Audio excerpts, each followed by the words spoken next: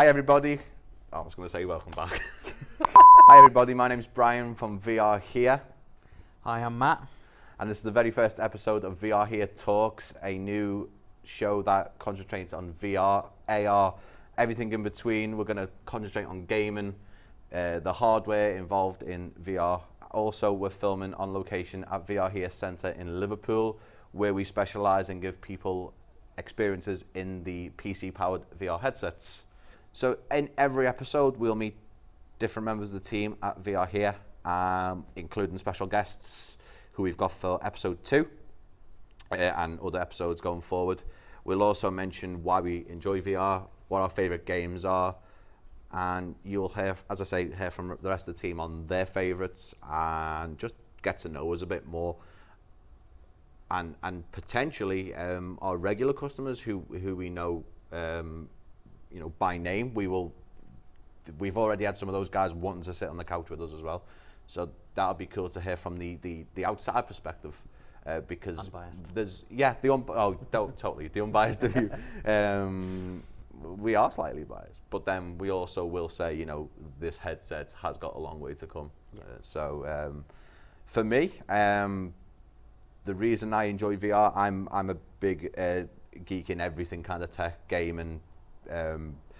Got a bit of aviation geek in me as well, which is totally different subject, but the fact that you can just get this headset on and it does immerse you enough to a point where it can take hold, and not Matrix style.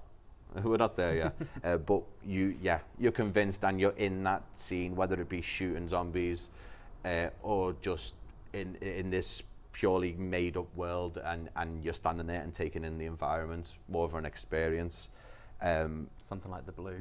Yeah, definitely. So the Blue still holds a place in my heart, and everyone who comes in here will in some capacity have a go at the Blue. It's one that we recommend because although it is an old game, it's probably one of the first things that came out for the Vive. It's to this day is still amazing, and we've just seen it in a brand new light as well, which we'll come on to in a few minutes, because it was great. My favorite game, I don't think I have a favorite. Raw Data, again, it still holds a place in my heart. Just the mechanics and how everything works, the gunplay, the gameplay, the teleporting, and the visuals, still great to this day. I have played games that we don't have here, that we commercially and legally can't use here, that are really good as well. One of them being, which actually is funny because we do offer it here now. We didn't back in the day, but Aerofly, the flight simulator, I had many times on that on my sofa at home, and just learning myself how to fly these smaller planes, and it was and then graphically it's intense as well. The dials and the plane's windshield and everything inside the cockpit was just believable. And flying over things like flying over New York and San Francisco, I was like, okay, this is insane. Imagine a motion platform to completely immerse you fully, but we're not at that. We are at that point, but we haven't got one in here. Maybe in the future. But no, those games really are. I don't really have to ask your favorite games, but what in terms of the ones that you've played so far in your VR career? I think in here, my favourite games is split between two. As you know, I'm always on Beat Saber. Just makes you feel like a complete badass. You look like a crazy person when other people are watching you play it, but I just love how it feels when you're getting it all right. You're in kind of a state of flow, and you're on those kind of higher expert levels. The notes are coming at you thick and fast, and you feel like a Jedi just slashing through them all. It's the addiction level as well. You can't put it down. With Beat Saber, it's one that we love in here because the simplistic feeling of I want to click that song, this is my difficulty, press play, and it all uses the trigger, which is the best button. Mm-hmm. What other game do you? My other one, again, that we have in here, it's called To The Top. It's a climbing and parkour game. Being a climber kind of outside of here, it just lets me kind of do some of the moves that I wouldn't feasibly be able to do or have the bottle for. Things like climbing up cranes and then diving to a skyscraper from there, or riding on the side of a truck and then jumping across traffic. Again, just makes you feel epic. The visuals in it are quite simple, just kind of flat blocks of color. Yep. Nothing kind of too graphically intense, so it doesn't really trigger the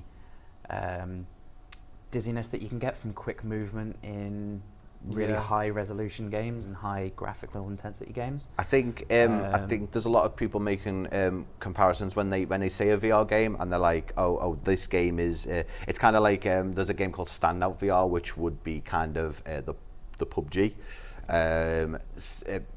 Pavlov, which we don't have in here, hopefully sometime in the future, but hopefully not too late, so where the attention from the game's gone.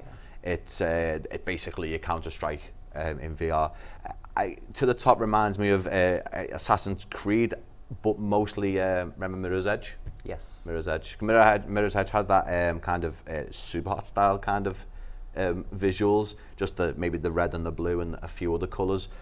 But yeah, To the Top reminds me. I haven't played extensively. There's some games that we kind of play more, and then obviously Matt and Kirsty will play more than others, so mostly Beat Saber.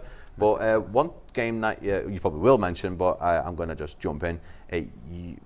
We actually recorded this episode last week, but had some audio issues, mainly that the audio was bad. So we got some clip-on mic, so we had to wait for those. But you didn't mention it last week, Rec Room, because you literally... Yeah, I spend a lot of time in Rec Room. Rec Room is a social game, but it's not like your VR chat. No. It's got so many good mini games in it. I think at the minute this is a really kind of poor comparison, but it's the closest thing to like the Oasis from totally. Ready Player One that there kind of is out there. Space, you can build your own games, you can try and recreate something that you've seen in the real world in there. There is Facebook Horizon coming out that's probably going to rival that next year sometime. They're trying to go for a similar thing, but at the minute I think Rec Room is probably the closest thing to it. It's multiplayer, you can meet other people in there, you can chat, you can do PvP games, you can do cooperative games, and you can build whatever you want. Battle Royale modes, but when we make our expansion, so VR here will, right now we haven't really spoke about it, so this might be a perfect time to speak about it, but we are expanding into next door. So Rec Room will actually support 4v4 or 8 PvP, so we're excited about that, but currently we can do 2v2 or not so much 4 against each other. We haven't really found a good game mode for that, but there is a Battle Royale mode, which we don't use for a few reasons, because once you're knocked out of a Battle Royale game, you have to wait, and we don't want, someone waiting in the end room while the other 3 still play, and this just doesn't work. Another good thing about it is that it's cross-platform, so I can play it in VR here, and then if I've still got a quest to do and I've gone home for the day, I can turn on my PlayStation and I can play it there. It's great. And the desktop version is actually really optimized. That's the thing. You could make it like so many cross-platform games and really make the desktop version or the PlayStation really bad. Stuff that you'd miss out in VR. They try and keep everything. What I would say is that you can't have the guns in both hands on the desktop mode. No, you can't. I don't know about PlayStation because I've only tried the desktop mode, but VR it's you the can. Same in PlayStation, But that being said, there is pros and cons as well. You can move faster. You can move faster on the desktop and PlayStation modes. The next thing that we wanted to talk about was something that arrived on our doorstep, not literally, because if this was left on the doorstep, wouldn't it, the hamster? we will mention him on another episode, because that's worth its own episode, that actually, to be fair. This is on our desk. Now, you can't see the desk, but what might be cool is, no, we can't really do that, I don't think. Yeah, we can. We could. Sometime later. We could do. So this will either be really bad or really good. This is on our desk. Ah, yes. This is on our desk, and it looks like a bunch of wires. They are the Valve knuckle controllers, and that is the Valve Index. Do the honors, Matt. So the Valve Index is funny enough, made by Valve, who were in joint making the HTC Vive. So, this is the Index. Show it in front of the green screen instead of the black sofa. Yeah. The Index boasts higher resolution, higher field of view, and the most insane headphones I've seen on a VR headset. They're not headphones, they're actually speakers. They look like them, but they're speakers, and you can't hear anyone while they're going, and they're great. So we mentioned before about seeing blue in the new light. It was insane. It was so good.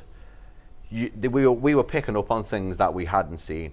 No, haven't been in it so many times before as well. Like That also particles helps. in the water that you couldn't even Further draw distances, we detect, could yeah. see fish further away. The coral reef one, especially the whale one, obviously that's more of a darkened atmosphere on a shipwreck. Even then, the shadows and everything just look. Even everything the blue was so crisp, and like the Yeah. textures on the whale itself. You know, something so big, and yet there was so much detail in it. and the blue was never sort of graphically inferior. It was It was still impressive great. enough to begin with, and this is just This has made games. You just recently tried a whole bunch. Some we couldn't notice a difference, but not a massive. Not from seeing the blue. Now we're not too sure whether maybe that's the graphically settings. We don't try and mess with them too much in here.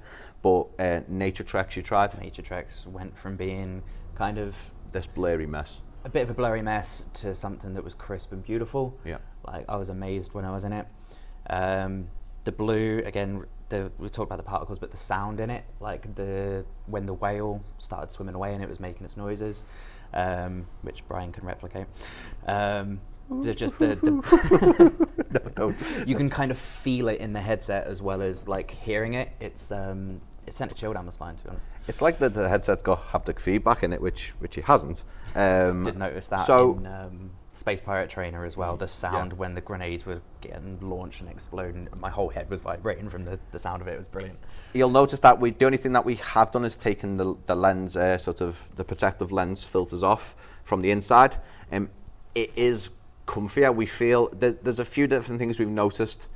It feels comfier than the Vive, definitely lighter. Definitely liked it. A bit more front heavy, but that's just because I think this back section is a tiny bit lighter than the Vive's audio head strap. Everything else though, the change in the field of view, the kind of to accommodate for glasses, that feels better. The interpupil distance, that also is a magnet, and that was pretty cool. So that never existed. Just snaps in and out. That is on the Oculus Rift. Don't know about the Quest, but that is just a magnet, and it's great. These again can be changed. Oh, actually,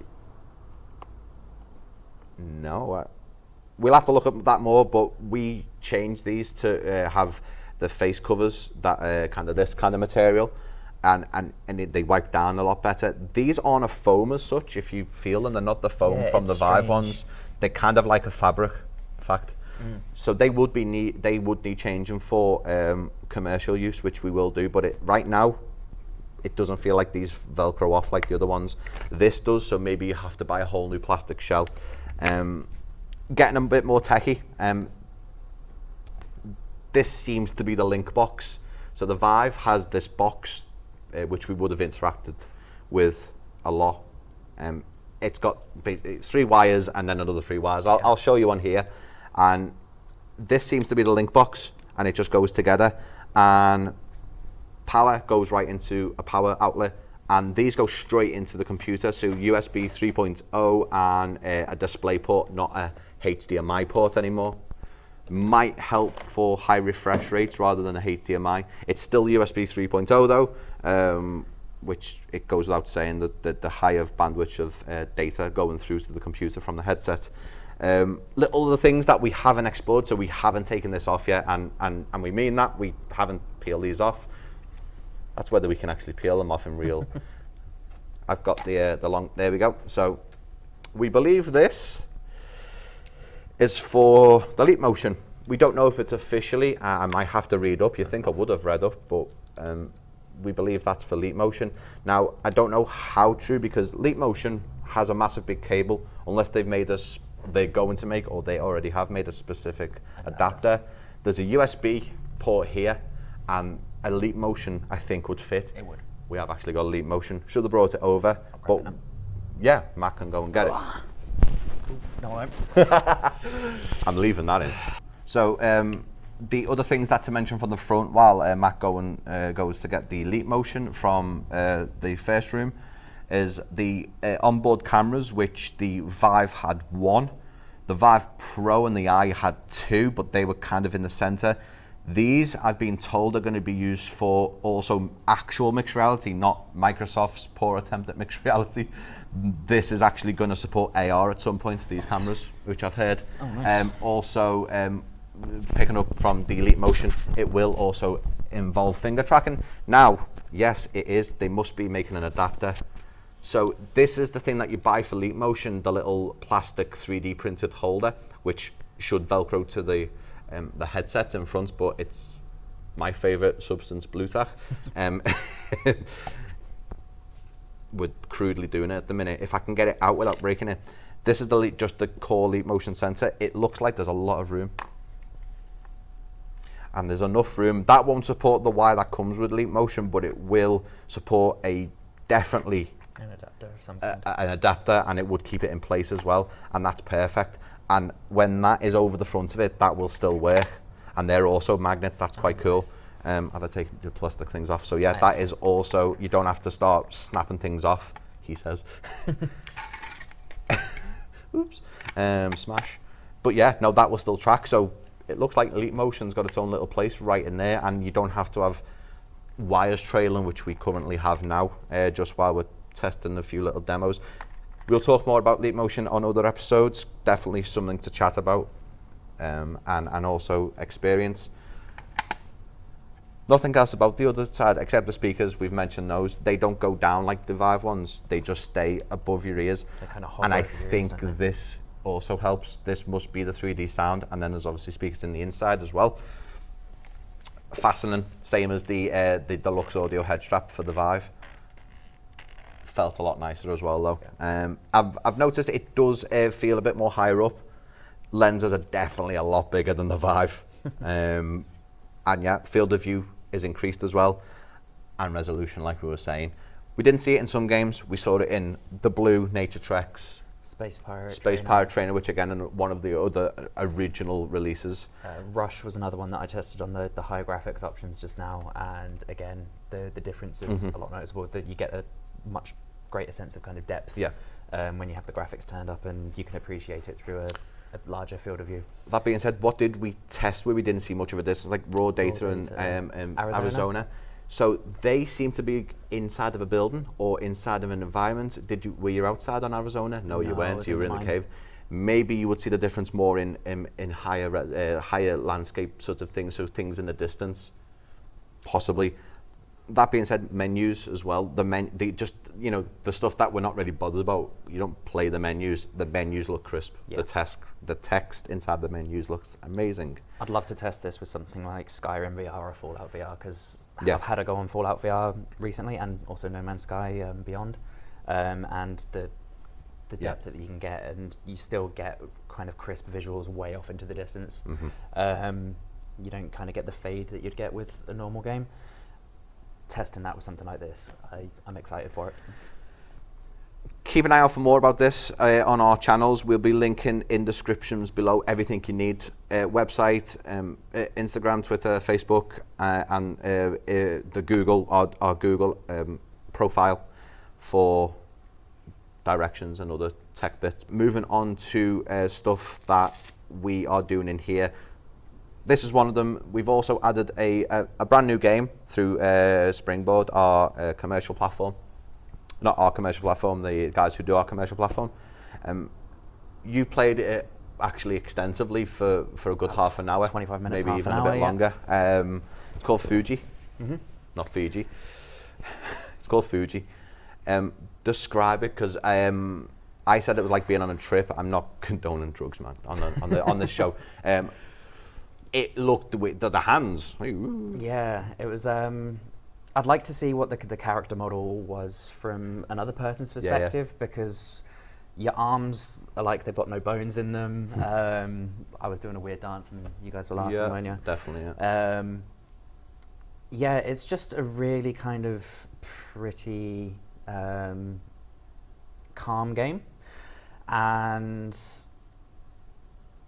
I don't know. I was immersed from kind of the get-go. All of the little creatures that there are, they're kind of cute and cartoony. There's nothing particularly threatening, but it's all quite alien or supernatural in its kind of appearance.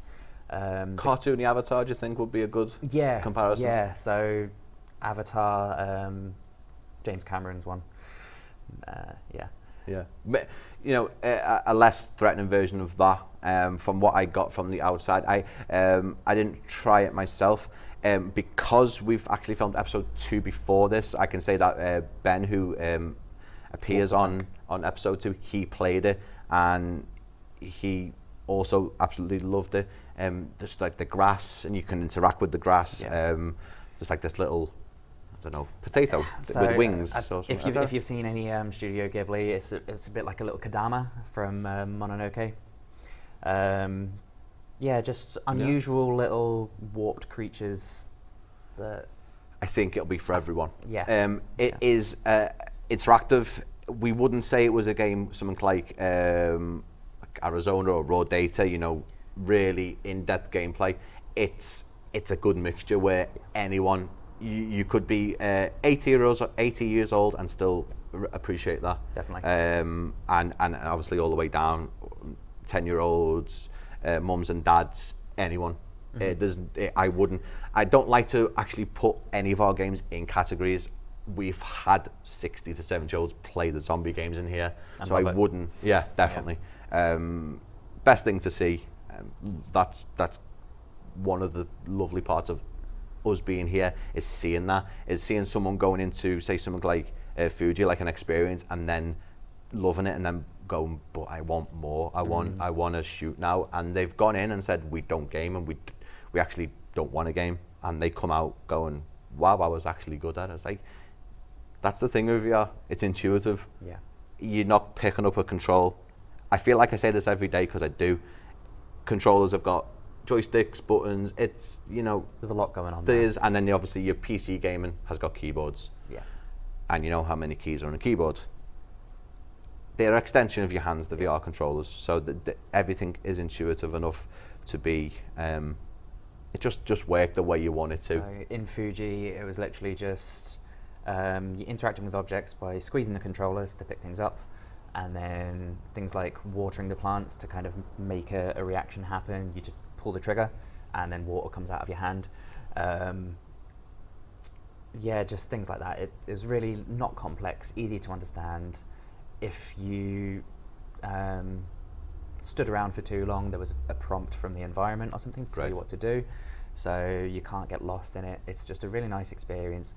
Slight puzzle elements, but nothing too complex. It's not an escape room. Just a really pleasant game that I'd be quite happy to hop back into for another half an hour, as long as it takes to finish. And that's it. That's all you want, is to be grabbed by a game, then be right. I want to finish that. And if it brings you back to the game, or brings you back to our location to finish that game, that's all that counts. Yeah.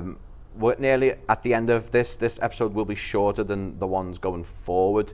We're not specifically going for a set time on each episode. We want it to be different. We in some episodes we'll just be snacking away, drinking stuff. I think we do that on episode 2. Keep an eye out on that. And just another few things before we go and wrap it up for episode 1 of VR Here Talks is a couple of other things we do here. iMotion's bike and car, which will be here, either in a video form or picture. The pictures do it justice. No, I mean, they look cool, as you can see. Yeah. But they are available without booking. Come in, have a go with the bike and the car. The bike has fully hydraulic motion sim. The car doesn't, but it's Mario style. You get power-ups, missiles, speed boosts. Really great. You can do them before or after your booking. You can come in if we're a bit too full on a day, unfortunately. They're available to do. And generally, the sofa is just a nice little cool hangout. I've had many people just sit on this with a hot drink and, in some cases, fall asleep. Yes. Or even on the other chairs. But yeah, even just watching what's going on inside the screens, people love it, and that's pretty much it. We're going to open up for the evening, and I'm gonna go home and eat. Sounds good. And yeah, that's it for VR Here Talks, and that is all she wrote. And yeah, see us next week. We depending on when we upload. That's how. See us in the past, because we filmed episode 2 before now. Yeah, we did a George Lucas. Yep. Perfect. See you guys later. Thanks for watching. Woo.